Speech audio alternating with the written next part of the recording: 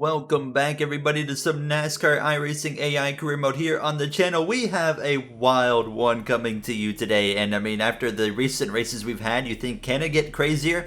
I think it can, and you're about to find out the hard way. So, hope you guys are all doing well, and we are here at our second road course of the season, headed out back west into Sonoma, California, ready for a very fun road course to drive. This just recently got added to the iRacing AI like a few episodes before we got here, so I'm really happy that we have it, and the racing is quite awesome here. Mistakes are going to be made. It's just an awesome set of racing here. We got a new paint scheme. This is actually a real-life Harrison Burton paint scheme that we're running on this number 21 from the 2022 season here in Sonoma Raceway as well. Unfortunately, my Microsoft Flight Simulator, it has like a massive update I have to do, and it's like really slow, so that will not be featuring any like runway scenes taking off for the outro today, or maybe for the next couple of episodes. But I will tell you guys right now, I am going as quick as I can trying to get an update on my external SSD, so it will be back as soon as possible, but we'll be having kind of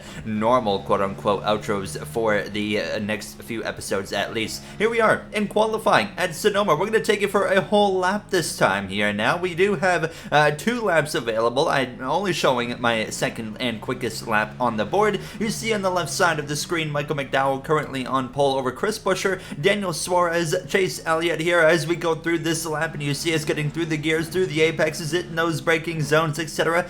Just a massive shout out once again to Davis Warren, who's put this collection together. You're seeing all the real-life Sonoma paint schemes here, and you can check him out on Trading Paints. He makes a whole bunch of real-life collections, and you're going to see those throughout this season for the remainder of this season in my career mode, but as well you can have the real-life 2022 races available on his Trading Paints page, as well as he does some older Car of Tomorrow sets as well. So it's very, very cool. He's gone back and kind of brought history to the current day iRacing AI, and it is so cool. He is also selling tickets to some select NASCAR races, which you will see listed in the description that you can check out as well. So make sure to do that and reach out if you would like some tickets there. But a massive shout out to Davis here now as we're coming through out of this final hairpin. Denny Hamlin on pole here in Sonoma. We're going to come through to cross the line. It's going to be a relatively average qualifying effort for where this car usually stacks up on the board. We are P23 here in Sonoma Raceway, so I was pretty happy with that effort. You see the leaderboard there, some of it on the left side of the screen, but yeah, things overall looking pretty good here. But now we're going to send it to the pre-race show. Alan Bailey, he is about to take over. Let's get ready to race. NASCAR is in wine country today, as we're just outside of San Francisco in the heart of Napa Valley at Sonoma Raceway in Sonoma, California. I'm Alan Bailey with coverage on ARN. This racetrack originally opened back in 1968. It has several configurations, including a drag strip at the center of the track. There's a number of blinding corners here at Sonoma, including up and over the hill in turn number 2. It's going to be the action spot that will see the race made or broken. And let's not forget about turn 11, the flat U-hand turn. NASCAR is in wine country today. Let's take you trackside for the start of the race. A huge shout out as usual to Alan Bailey, busy in this time right around the holiday season, but a big shout out for him for putting together these pre-races now as we are ready to go green. Denny Hamlin not wasting any time here. Restart zones aren't a thing in Sonoma, and I am going to start using those now because I have done some testing and they have not really been any issues here now as we are underway. Michael McDowell already all the way to the outside concrete barrier right there. He might have tagged it here early on in these first moments of stage 1, which is only 7 laps. Everybody has to get going, and speaking of going, there's the 2 going into the barrier. Austin Cindric around early on here in Sonoma, a road course ringer, not the star he was looking for. We are side by side, getting the elbows out against the 31 of Justin Haley. Haley's going to turn left and dump us here into the barrier as well. He's going to take himself out in the process. Truex gets a piece of it. He goes around in the Bass Pro Shops number 19. Up ahead, we got more chaos. The 43 of Jones and the 41 of Priest. They're off circuit, coming back on a dangerous location to rejoin the track. Suarez Suarez now, the real-life winner from 2022 at Sonoma. He's off the pace significantly. Looks like the toe link on the left front may be broken on that car. No caution flies here. NASCAR wants to keep it green in stage 1, especially on the opening lap, unless there's an absolutely horrendous accident that's blocking the track or something. Or this corner right here, if I myself caught anybody in this corner right here that you're seeing the AI go through, if they run wide and come back on the track, I'm likely going to throw a caution. If I catch it like this right here, the 24 of Byron now goes spinning in the best paint scheme of 2022, right in front of the 7 of LaJoya. Huge accident there. No caution again, simply because I didn't catch it. If I catch a car like in that area that is stopped, I am going to throw a caution. I did catch the tail end of it, obviously, but it was too late at that point. I didn't realize what had happened. What a crazy opening lap here, and we're going to take a quick look at everything that just unfolded. There's the 2 of Cindric, myself and Haley. We come together. I kind of run him out of room, and then he actually loses his cool and just dumps me. I don't even blame him. It's road course racing. We're racing like it's the final lap here on lap 1, and then look at the 43 of Eric Jones. He loses grip, comes back on the track right here in front of Ryan Preece, who basically has nowhere to go, and they run into each other. They go wide. Daniel Suarez was the next one. He's side by side with Kurt Busch. He gets sideways off the curb, hits the 41, bounces into the barrier, destroys the left front toe link, and then William Byron as well misses his braking zone and gets sideways contact with Almirola into the barrier. So if I, like I said, if anyone stopped in this area right here and I see it happening, I'm going to throw a caution no matter what, because it's such a dangerous spot, and you see why. Lap 2, it was getting even crazier. Ross Chastain into the barrier as well after contact with Alex Bowman. No caution again. We keep it green. You see it's a local yellow, however. I am able to avoid that incident, but Chastain and Trackhouse Racing in the first couple of laps here, actually coming to lap 3 now, they're already having both of their cars in the pit lane and completely junked. Wasn't over. We still had chaos. The 78 of BJ McLeod was the next one to go around in this area. Once again, I did not catch this one happening, so and then by the time I did see it, it was well over. So coming to lap 5, and probably the craziest start in a NASCAR race history. Unbelievable opening lap, and the laps carrying on was even crazier. Not as crazy, but it was still crazy. Now, with only 3 laps to go, I had run down Justin Haley, who dumped me, by the way, and I wasn't very pleased about him dumping me on lap 1, so I was kind of thinking about letting him know about it here. Into the braking zone, we completely turn the 31 around and take the position as he gets it back going. I think I locked up right there. I don't know what happened.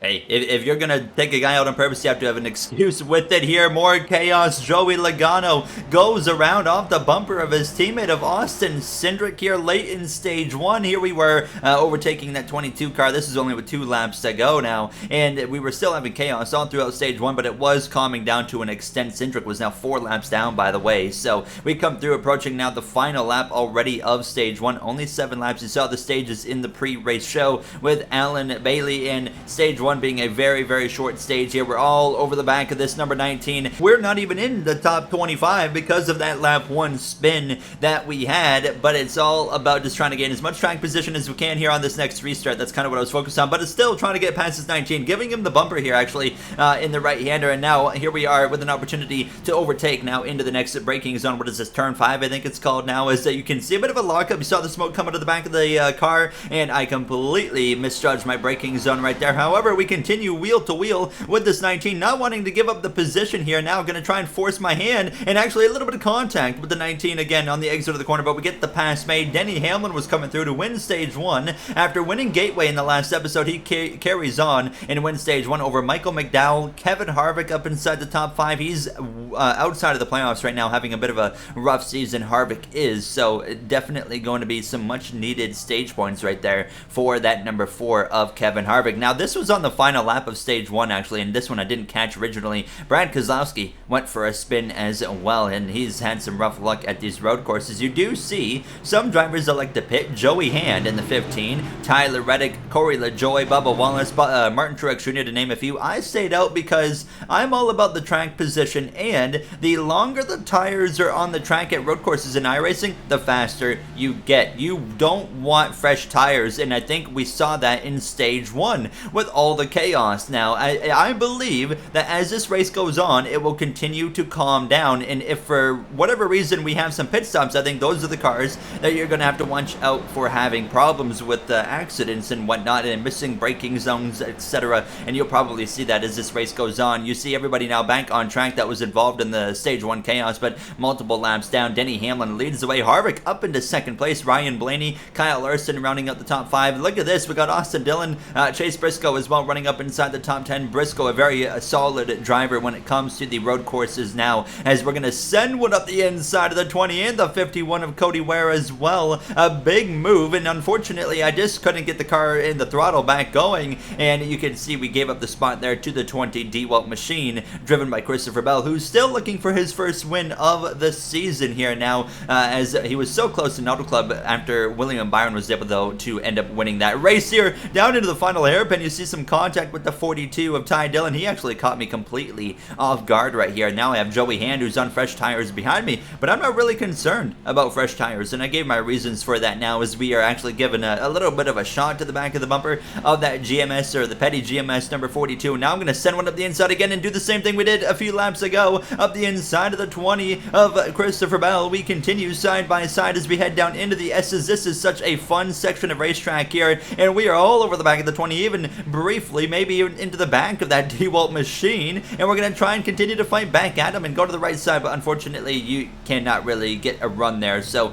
we have to stay in behind this number 20 for now. But it wasn't over here. A few moments later, again, same corner. This is the perfect corner in iRacing AI to just send one up the inside, and we are making so many passes in this corner here today, and sure enough, we gain another one. So we are still, you know, a ways down the order. That only puts us up, what, into P18. We have some work to do, and we're already running out of time pretty quickly here in stage 2. Only a few laps remaining at this point, but it has been a blast racing this circuit, let me tell you. Now, as we come through towards the final, what, 3 laps of the stage or so, we are closing in on the back of the 51 of Cody Ware for that Rick Ware Racing Machine, and Cody Ware having a fantastic run here of P17, but it was taking me a while to close that gap. But you can see lap 19 now, and we got quite close to him, and for some reason actually gaining a lot of ground in this opening sector and maybe first and a half sector. And you can see right there into the right-hander, we just closed in multiple car lengths close enough to make a lunge right here if we please. And sure enough, I'm going to try and take the opportunity, send one up the inside of Cody Ware, try to not use him up and just trying to get that throttle down and clear him here as we head down into the S's. You know, be tight on his door, and sure enough right here we nearly get clear, not quite clear yet. A little bit of contact with the 51, and we continue side by side, but now we complete the pass. Thank you very much, Cody Ware. That puts us up now into P17. Final lap of stage 2, lap 20, halfway through the race now as we head through the right-hander. Cars up in front of us are going off the circuit. I said if I catch it, a caution's going to come out, so we do throw a caution. Another one, Kyle Busch as well. A very dangerous spot to be rejoining a racetrack, and that's why if this car is coming, that's going to be a caution. So it ends the stage by literally a couple seconds early. Denny Hamlin, Kevin Harvick, Michael McDowell, Ryan Blaney, Larson, your top 5, with Briscoe, Austin Dillon, Elliott, Bowman, and Kurt Busch rounding out the top 10. Here you see Kyle Busch just simply missed the corner, and so did Eric Jones. Fascinating that 2 cars did it same corner, but that is why we were under caution. Nobody pitted, so we were ready to go right back into the racing here for stage 3. Now up into P15 after Kyle Busch and Eric Jones running off circuit and giving us 2 more positions after passing Cody Ware as well a lap beforehand. Denny Hamlin has been dominant here in Sonoma. There you see Harvick though getting the elbows out. He's going to get a pass completed on that 34 of McDowell, and you can see a little bit of side by side, but for the most part a lot of calm single file. You know, everyone's kind of, I guess you could say at this point, learned now as you see the cars off the pace there. William Byron, by the way, I mean, I can't believe how much he's been involved with lately. He has got to be absolutely just thankful that he got that win in what, race number 2 of the season at Auto Club, because it has been a rough set of races here recently over the last 4 or 5 races. A huge send up the inside from myself, getting past Jay Cook in the 16, getting alongside the 41 of Ryan Preece and passing him as well, and that is going to give us a few more positions here as we're trying to get to the back of the 47. He had a bit of a lockup, loses the rear end, but he's going to be able to hang on to it without any issue there, but it at least gets the door closed. And you see the 47 misses the apex here in the center of the hairpin, and now we're going to be side by side with Stenos. If we can't complete this pass here by the line, it's probably not going to work out, and sure enough, we don't complete the pass, and now here we go into the left-hander, and we just can't quite get the car to, of course, stay alongside in that kind of corner. So we just kind of settle in behind this 47 and focus in now on the right-hander that we have been just kind of focusing in on all day long. And sure enough, once again, a pass completed on the 47 of Stenhouse, letting the rear end hang out a little bit there, but we are able to keep the car under control, and we're closing in now on a top 10 position. Just a few more spots to go. I think Chase Elliott right now holding on to P10. Kurt Busch is P11. Eric Almirola having a good run here in P9. A bit of a moment for myself, taking an off-track adventure, but nonetheless we recollect our car, we recollect our thoughts here, and try to focus in on running down P11 of Kurt Busch with 15 laps to go. Denny Hamlin continues to lead. He has led every single lap. Track position, so important in this day and age of the next-gen car at road courses and short tracks, even with it being so difficult to pass at both kinds of racing right now with the aero packages and whatnot. And hopefully NASCAR continues to work on it. I would at least hope for 2023 now to save the racing at those tracks, because they have been downright abysmal at best here. Now side by side with Kurt Busch on the inside of the hairpin, we will clear him with ease. It's not even a contest. Up into P11, Chase Elliott, our next objective here to move ourselves into the top 10, starting P23. It's been a heck of a day here in Sonoma. Chaos that we have avoided. Elliott sideways right there. That opens the door wide open for myself to get closer and closer, build up momentum down towards that final hairpin potentially, and make a move. Elliott again a little bit wide there in the smooth sweeping right-hander. Now here we go into the final turn. I send it up the inside into the hairpin. Oh, we sent it a little bit too deep. We lock up. We run into the side of the 9. Elliott Nation, Dawsonville pool room might not appreciate that one, but we get the pass completed. Into the top 10 we go in Sonoma. Have I mentioned I love road course racing? This is absolutely fantastic stuff, and heavy stock cars at road courses will never fail to make me happy. Okay, here we go up the inside now of Eric Almirola. We come from, of course, an oval background in the storyline, but if you guys remember in the prologue, we spent a lot of time overseas in Europe, as well as even Australia, getting some road course experience coming into the NASCAR world, and it's paying off here. It didn't pay off in COTA. That was a disaster. But here we are in Sonoma. It is certainly paying off, and now here we are looking at making a pass on this 10 of Almirola in that Smithfield Ford Mustang. We might be in that car next season. Rumors continue to float around. You saw some rumors in the beginning of the episode as well, but we get past the 10 of Almirola there, and here we go up into 9th place with 8 laps to go. Little did I know, things were about to spice up even more. 7 laps to go. Everybody is flooding into the pit lane, which completely caught me off guard. Denny Hamlin's still on the track. I'm still on the track, and I found out very quickly that we were actually about half a lap short on fuel, and I could have tried to risk it and stay out and win the race, or I could play it safe in a position where we kind of need to play it safe and make sure we have points to make the playoffs. So I decided we are going to come in here. Actually, sorry, we were over a whole lap short currently on fuel, so yeah, we definitely need to come in here. So what I was going to do is just a splash of fuel, no tires. I am quickly trying to mess with the pit settings here and unfortunately overshoot my pit box, but nonetheless, it's just going to be a few seconds of fuel. It's going to be about a 5-6 second pit stop, and we're going to get back rolling. You can see I definitely put in more fuel than others, however, so if we get like a late race yellow and get like a 1-lap sprint or something like that, we might actually have an advantage here. But we're going to rejoin the track. We're going to give up some track position. We're coming out with some lap cars as well, and right in front of us there's some more chaos. The 77 is going around literally just car lengths in front of us. I get past the 99 of Suarez, who's well off the pace. The 2 of Cindric as well, he's off the pace. As you can see, everybody kind of scrambling. It's a mix of cars on the lead lap. It's cars that are having big roles in messing up these guys right now that are laps down, like a Chastain, a Suarez, a Byron, etc., but they're also running their own races. And here I am now putting some pressure on the 45 of Kurt Busch, and this is going to move us up another position. Joey Hand, he is currently out front leading this race with 5 coming to now just 4 laps to go. As we come through the penultimate corner, there's a car stopped in the worst spot possible. He hits the throttle and nearly comes back out in front of me. The caution flies with 4 laps to go, which means I think we are about to have a 1-lap sprint. Here's a look. The 7 of LaJoie misses the braking zone, goes wide, and he gets into the barrier. He comes to a stop, and I said if I caught that, it's going to be a caution, especially when you throttle up and aim right at my car, and then he thankfully stopped. But Joey Hand leading. However, he is going to lead a bunch of cars into the pit lane and sacrifice the lead to ensure he's got some security to finish the race. But even drivers that had already pitted come in again. Ryan Blaney, Eric Almirola, and myself stay on the racetrack. We were the top 3. Stenos 4th, Ty Dillon 5th. Nobody in the top 5 has won this season. We are guaranteed to get a new winner. It's a 1-lap dash. We can't have iRacing AI overtime, unfortunately, so it's a 1-lap dash is what we have, and suddenly we have been propelled into second place with a great restart. We were barely looking at a top 10, and now we're fighting for a win again in the Cup Series. We have been able to stay out of trouble in these recent races, keep the car clean, and get finishes that are way better than what the equipment is and what our car has been putting on the track. You remember the Coke 600, we finished way better than what we had there. We had a great finish in the last episode in Gateway. That car, we had a great car, maybe even a race-winning car.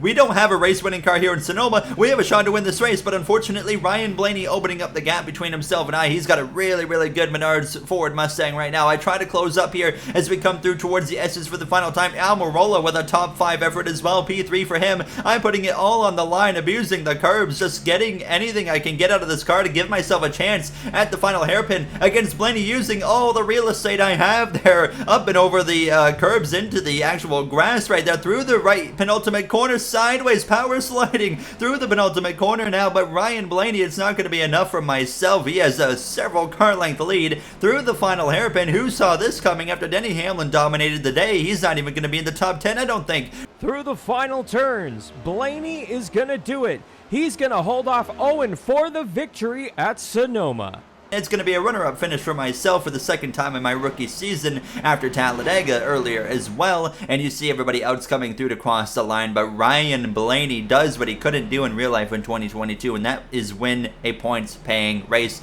Locks himself into the playoffs. You can see some cars still coming around to finish a race, actually. But a great day for us overall. We didn't deserve P2. However, that's just the way things played out here. So cannot complain about that, obviously. You got to look at a guy like Denny Hamlin, a guy like Kevin Harvick, McDowell. Of course, they were so strong all race long, all so close together, and they ended up not any of them getting finishes they were deserving of, as you see the finishing order on your screen. And we look, of course, towards the playoff grid now and how close that is getting and how good it's getting for us, because we're doing nothing but helping ourselves here. Byron as well. I mean, I'm talking about he's continuing to have issues and fall down the order, but Ryan Blaney now punches his ticket into the playoffs, as I don't think we're going to have 16 different winners. And we of course continue to watch Ryan Preece on his journey forward and BJ McLeod in the top 30 scenario. But that is going to wrap it up for us here in this iRacing career mode today. In the next one, we are headed to Kentucky Speedway. NASCAR returns to Kentucky.